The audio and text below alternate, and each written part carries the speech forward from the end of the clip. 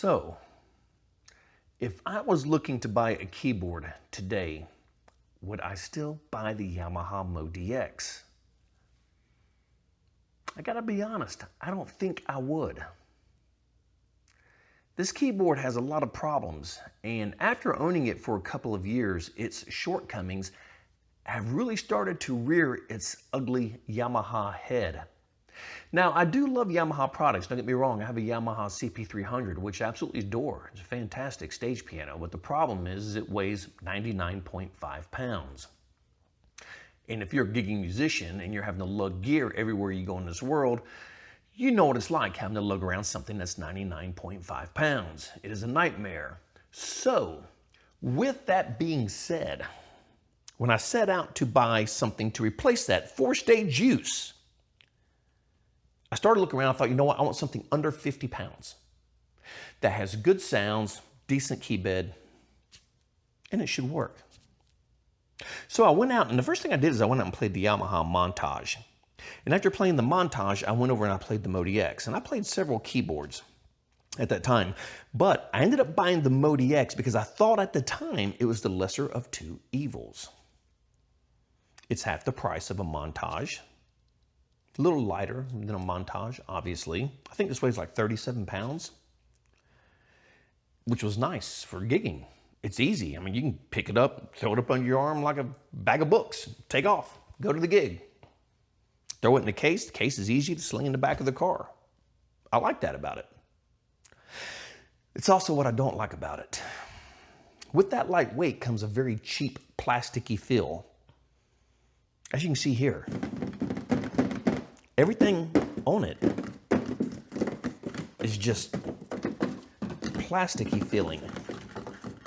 And I gotta admit, I didn't like that when I bought it, considering the keyboard I had before this was all metal, and my CP300 is also all metal, but it was light. And I thought, man, this doesn't weigh nothing. This is fantastic. I'll sacrifice a little durability for lightness. Yeah, that was probably a mistake, now that I think about it. Because I do like my gear to feel solid, and who doesn't like a solid feeling gear? I mean, you know, I wouldn't buy my fractal system if it was all plastic and set it on the floor and stomp on it because it would give out. Now, I'm not stomping on this, but it does take abuse because it does get gigged and it gets moved constantly from venue to venue to venue. So, and it's held up okay to this point. So I really can't say that that's been a bad thing to this point because the lightness has been nice. But with that, it just does not feel premium, and it was still $2,000. That's a lot of money. Even for what I would consider a cheaper keyboard, that's a lot of money, $2,000. So for my $2,000 for this, did I really save anything by not buying a more expensive, better keyboard? No. Because I could have bought a keyboard that was double the money, but it would have had more than double the features. And what's going on right now is as I keep teaching my wife all of our music, because as you may or may not know, I am the guitarist and the keyboard player in my band. And a lot of times I stand my guitar here, I will play, and it became a nuisance. So as I've been teaching my wife to play keyboards, she has been learning our music and taking these songs away from me, which is fantastic. But that's when we started noticing all the shortcomings of the MODX. And there's a lot. Besides the fact that it has an incredibly plastic, cheap feel to it, which it does. And like I said, you gotta remember, it was still $2,000. It's a lot of money. It's missing a tremendous amount of controls that in today's keyboard world just kind of makes this thing start to feel obsolete. But one of my biggest complaints about it, and there are several, but one of my biggest complaints about it is this screen. Now, it is a touch screen, and for picking general sounds, if we go to our live set here, you can see these are the sounds we use for our light set, separate ways. Still of the night. What else we got here? Rebel Yell intro, Rebel Yell. We got a, you know, an EP with a phase on it. Another one here, piano with strings here. A lot of pads. I do a lot of pad stuff. Got an organ for On the Turning Away by Pink Floyd. And the sounds are okay. They're not great, but they're okay. But the problem is as now that my wife is taking over the keyboard duties, when I was playing keyboards, since I had so much to do, I would find a sound that, well, was good enough, and I would use it. Now, my wife's a little more anal about it than I am. So she's like, you know what? I want to find the sound for it, which obviously you're not going to find in here. So you've got a couple options. You can either go out and buy a pack that somebody has made, these gear heads that just literally, I don't understand how they make the sounds they do, but they do, and load them in to the limited memory that this thing does have. Or you can tackle that chore yourself. Well, unless you have a degree in arithmetic, engineering, metallurgy, and divine providence, you're not going to figure this out on your own. This thing's an absolute nightmare. Now, what I wish Yamaha would have done was give me the ability to plug this into a computer, open up some really slick software, and let me go in there and do all my stuff myself. That would save me countless hours of time and frustration. Kind of like my fractal from my guitar. Had I had to go into the menus on there and push all the little buttons and turn all the little knobs to get my sounds, I would pull my freaking hair out.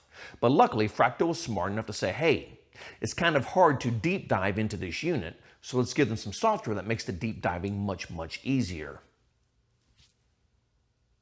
Why doesn't Yamaha learn that lesson? There's so many instruments out there now you can plug into your computer and do all the stuff you need to do, but Yamaha just hasn't seemed to learn that, and I don't understand that. Now, I've been hearing in the pipeline forever that they're making software, and as of the time I made this video, hell, they may have one up, but I still haven't seen it, and I just searched for it. Software for the MODX to edit the sounds. I came up with nothing. Came up with some places where I can download some sounds. So, but the problem is when you get into your set here, and let's say we go to this turning away organ right here, and then we got an organ here, and let's say I need to add a sound to this organ. Well, that's easy enough to layer the sound.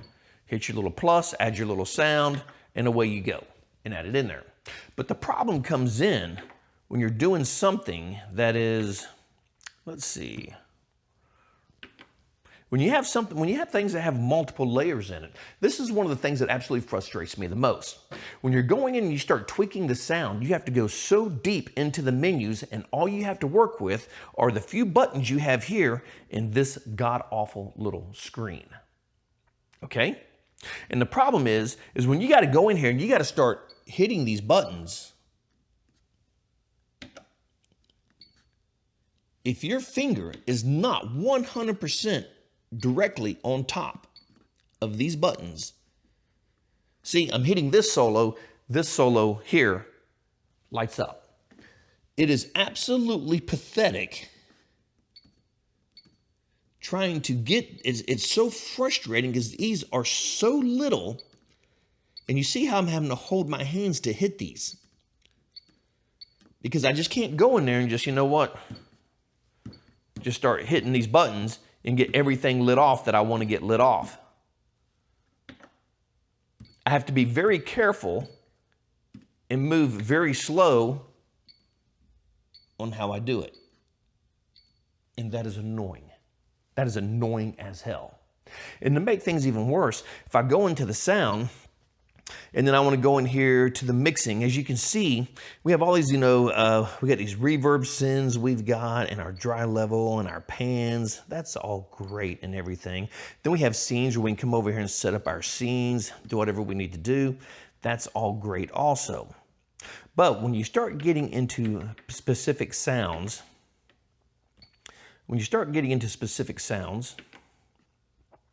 and then you want to go in and you want to start, let's say, I don't know, start adjusting the effects and things like that.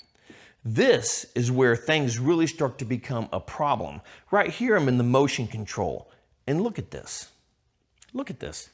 I am not a keyboard gearhead. I don't spend hours of every day digging into these to see how everything works, because I would be here for years because the editing on these is so deep.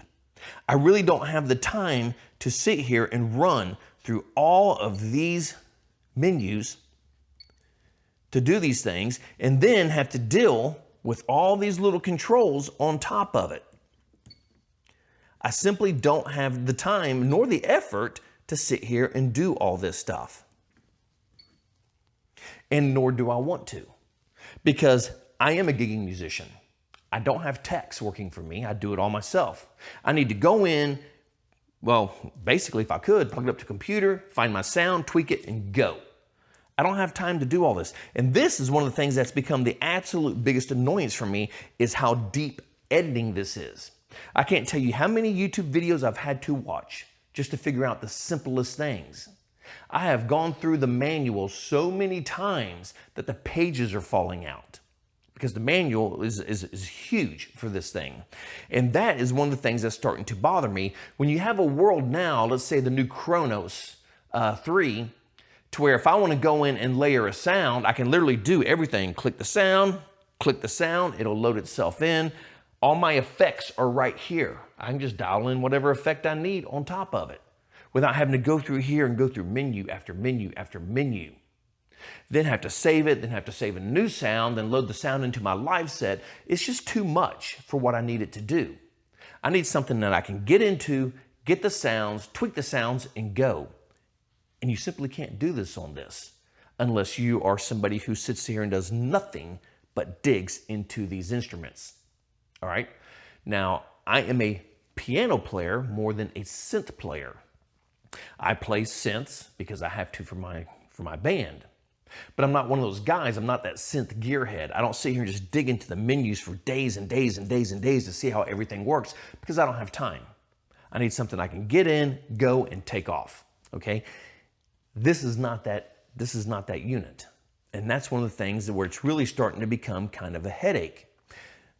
Trying to get the sounds replicated that we want is so much work that it's not worth the work anymore, because we're spending so much time programming and not enough time learning the music.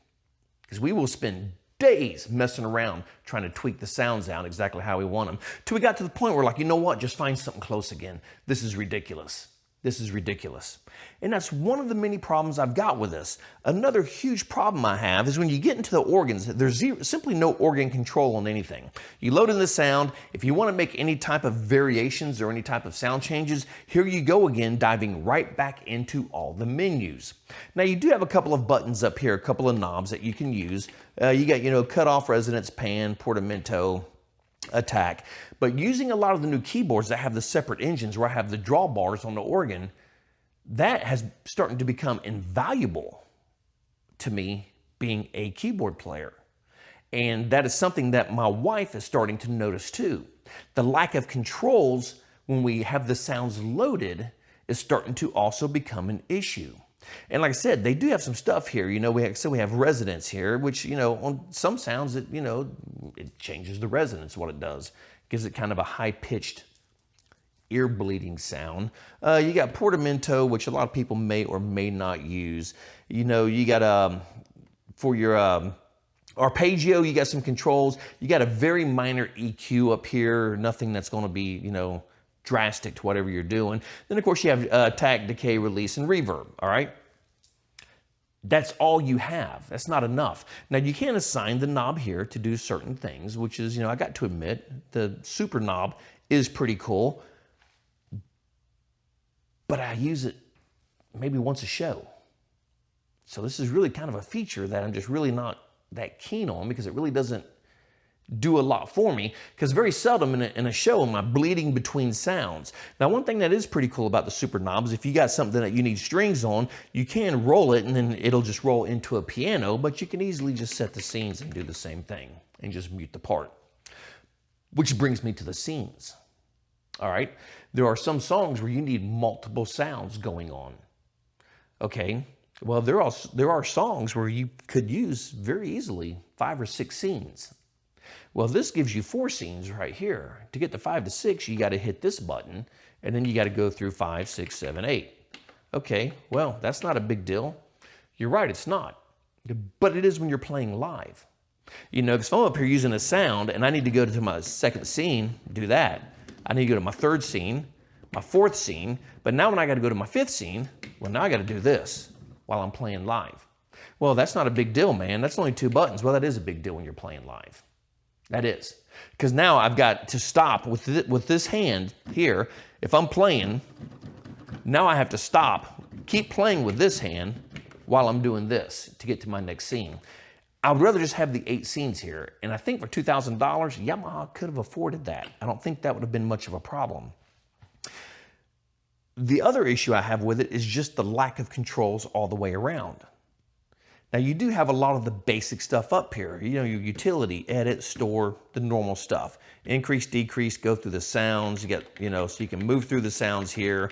I would rather done without this, honestly, and them added something else instead of me having a cursor that I really don't need for this. You know, exit, enter, the typical stuff. You've got some controls over here. You can assign these buttons here to certain things. Your arpeggio on and off. You can move your octaves, motion sequencer, and of course you got your tone wheels, which is pretty much on every keyboard. And you can assign the switches here, of course. These can be assigned to certain things, which requires you to dig even deeper into the menu in order to assign all these things to certain things, which I really, gotta be honest, don't want to do. And that was one of the things I loved about the Arturia so much. The sounds on it were great. Plug it into my computer, chances are I'm going to find a sound exactly what I want or something similar. Plug it in my computer, download the sound, I'm done. I don't have 82 miles of editing I got to go through like you do on this. And it is starting to become, like I said, a headache. Now, with that being said, when I bought this, one thing I do first is I play the keyboards. And I don't mean the keyboard, the keyboard. I play the keys. See how the keys feel. These keys are okay. They're a semi-weighted key, very springy. Got a lot of bounce on them. Not the fastest key in the world, as you can see. It doesn't really have enough to come back up, so if I'm having to trill on something, chances are I'm going to miss some notes. Not a big deal because most people don't do that. But here is the problem. Right here it seems fine, and to me it's not much of an issue. But when my wife started playing it, it became an issue. Because when you get up here, all of a sudden it doesn't feel fine anymore. This up here, when you're playing up into the keys, now it requires a tremendous amount of force to get these to sound at the same volume as hitting here. You really got to lean into it now. And when I was buying it, it wasn't that big of a deal because I gotta be honest, I'm pretty heavy-handed on the piano. Dude, I'll beat the shit out of the piano. I'm very heavy. It's just how I play, it's how I am. You know, I play a lot of Billy Joel, Elton John. They're pretty brutal on pianos, and that's just kind of how I learned when I was taking piano lessons. That's the music I gravitated to, so I was very heavy on the piano. And it wasn't that big of a deal to me, but now that my wife's playing, it's a huge problem. Because she'll come up here and hit these chords, and one of the notes will not sound off simply because she's not pressing hard enough, because she's not heavy-handed like I am. So the keybed is actually becoming quite a bit of a problem in this keyboard. And another reason why I'm kind of thinking about just getting rid of it and buying something new. I'm tired of all the deep diving. I'm tired of having to go in and spend hours and hours and hours trying to tweak sounds to get a sound that I want. Why doesn't Yamaha just give us some really good software to plug into and just go in there and do our editing and be done with it? I don't understand why they don't do that. And then also, if I want to just add some basic effects onto something, there again, I'm deep diving into the menus. Going into here, finding the effects, assigning them, then have to go in and set the parameters of the effects. Why not just give me a group of knobs right here? You could have done that for $2,000. Just give me some knobs so I can just flip them off and on. Reverb, chorus, phase, amount. That's really all I needed. Here's my reverb. And if I wanted to pick a type of reverb and I had to go in for, say, a hall reverb or studio, if I had to go in and do that, that was fine. I could assign it to here. Then I could just turn it on and the amount that I want. That would have been good enough and saved me a hell of a lot of headache. A hell of a lot of headache. And for $2,000, I do believe, with everything else they cut off of this keyboard, I do believe they could have done that for $2,000. But according to Yamaha, I guess they couldn't do that. And it just seems to me that in a world today, to where you can buy all these fantastic keyboards that have all the controls right on top, if you're buying a workstation type keyboard, not something like an Arturia. Download the sounds, move along, you're good. But if you want something a little more professional grade, You want to be able to get to the controls, well, like a Nord. Nords are actually pretty easy to set things up on. You can actually layer 7 different sounds on a Nord at the same time, and you can do this here. But I can do it on a Nord without ever leaving right here. I can just start turning on sound, find the sound, turn on the engine, find the sound, turn on the engine, find the sound, turn on the engine, find the sound, and I'm done. And Roland has a keyboard that's the same way, the V. It'll do the same thing too. Turn on the engine, find the sound, turn on the engine, find the sound. I can layer everything right there, and once I get it, I can save that setting, and I'm done. On this one, like I said, I got to go find my starting sound, and let's say it's this. Then I got to go into the sound. Then I got to start adding sounds, one by one, by one, by one, by one. Then after I add all the sounds, then if I want to do any tweaking, I got to go into that sound again to tweak that particular sound. It's a lot of work. Then I got to come back out, save the sound. Then once I save the sound, then I got to take the sound and load it into my live set. And it's just a tremendous amount of work to get what I think should be simple things done that just aren't that simple on this anymore. And you can still buy this keyboard just like this, the MODX Plus, the 8 Plus. And it's essentially the same keyboard. And like I said, for double the money, you get more than double the features. So is it really worth buying a MODX 8 anymore? I don't think it is. I simply don't think it is. I don't think it's worth the money to get this plastic fill, absolute minimal controls, minimal. You got what you need. You definitely don't have what you want. This god-awful touchscreen, this. And if it was just picking these sounds like this, it's fine for that.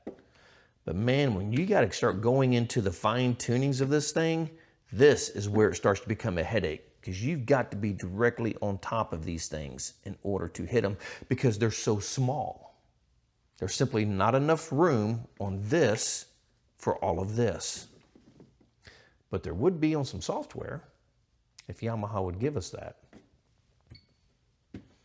And God knows they got the money. They have a music division, an automobile division, a marine division, a heavy equipment division, a motorcycle division, or power sports division. So I would say they definitely have the people on staff to build the software. Why are they being so damn cheap? Because if I had software to do what I needed to do on this, I'd probably keep this. But the way it's standing right now, this may be going away soon in favor of something that is a lot more user-friendly, that's just easier to live with, even if it's heavier. And then the last thing that really kind of gets me on this are the sounds. The sounds are okay. They're not great. This does not have a dedicated piano engine in it. They're not as lush as when I play other keyboards, like the Nord, for instance. They're just not as lush. And you can't say, well, that's not a fair comparison. The Nord is $6,000, this is $2,000. Well, that's true, but this has the same engine in it that the Montage has. So why would the Nord sound that much better than the Montage? And to my ear, it does. The strings are just a little more lush. The pianos have that, just, I don't know, a little more of an authentic sound on the Nord than on the Yamahas. Now, on my CP300, it sounds fantastic, and I believe that is off one of their C-Series pianos that is sampled from, their 9-foot concert grands. And it sounds fantastic on that. Not so much on this, of course, because that is just a piano. That's what it's designed for, just to do a piano, and it does that very well. All the other sounds are secondary on that. It was built as a piano. This is built as a synthesizer. So on this, the piano actually happens to be secondary on this, and you can tell. Even when I downloaded the Imperial Grand Sounds from Bosendorfer, which apparently Yamaha owns, they sound good. They sound great if you're playing, if you're running it direct, it sounds pretty good. If you're running through a pair of headphones, it sounds pretty good. But when you're running live, not so much. Not so much. And I'm not exactly sure. I've heard people say that the outputs that Yamaha uses for these are actually pretty subpar. I don't know if that's true or not, but I do know that running this into multiple PAs, to different PAs, I've never once got a piano to sound like a piano. It sounds like a really crappy version of a piano. And that is bothersome since mostly I play piano. That is kind of bothersome. So I don't think that if I had it to do over again, that I would buy another MODX. I think I would spend the extra money and get something that would be future-proof, because this is not. Because as things have started to grow, my wife now jumping in, we're doing more and more keyboard songs, so we need more and more specific sounds. This just is not cutting it anymore. There's too much time we spend dicking around in the menus trying to find things and how to set up things and how to make patches, as opposed to actually playing the keyboard. It's like we spend more time working on it than playing it now. And what good is that for anybody? That's not good for anybody. That's like buying a motorcycle and spending all your time working on the motor and never riding the motorcycle. Well, then why the hell would you buy the motorcycle? That's kind of how I feel like on this. We spend all of our time tweaking and getting in the menus and reading the manual and watching videos to figure out how to do A, B, C, D, E, F, G instead of playing the keyboards. I don't want to do that anymore. I just want something I can get up, throw some sounds together, and go play. And this is definitely not that unit.